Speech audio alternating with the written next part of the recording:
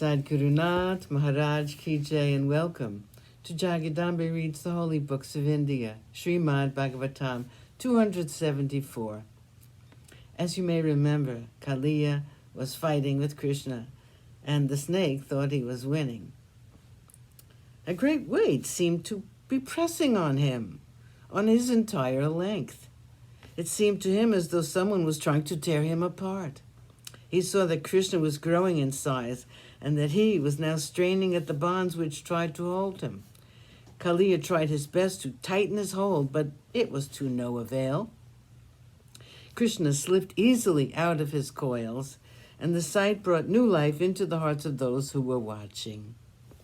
Despair now gave place to curiosity, and with wonderment they stood watching what was happening. A ray of hope began to illuminate their faces, since their little Krishna had managed to escape from Kaliya's hold. Come quickly, Krishna," they shouted. "Come to the banks and we will pull you out. You can escape the clutches of this demon and you can be alive. Come before he gets hold of you again." So shouted all those on the bank.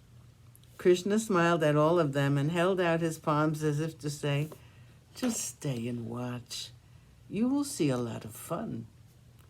Kaliya's anger knew no bounds.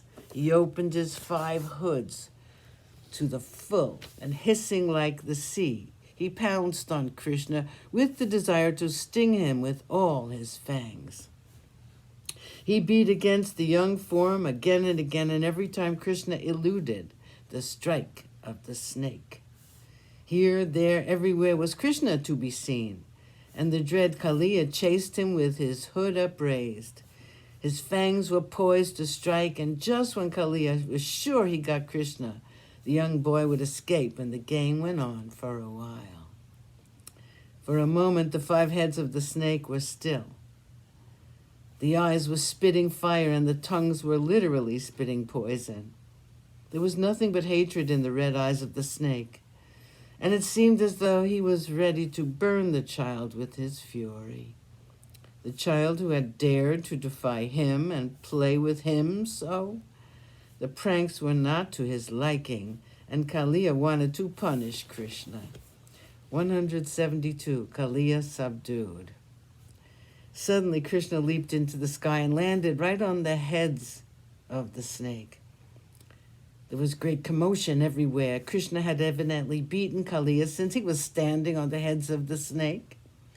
Try as he would, Kaliya could not extricate himself from under the feet of Krishna.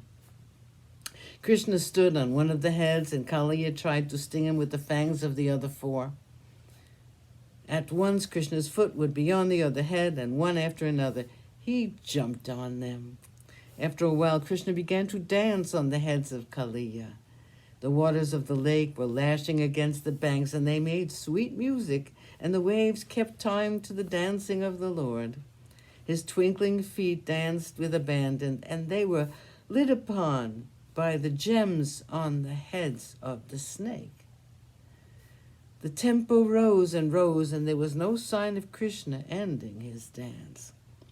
The lashings of Kaliya's tail began to grow less and less, and he was getting tired.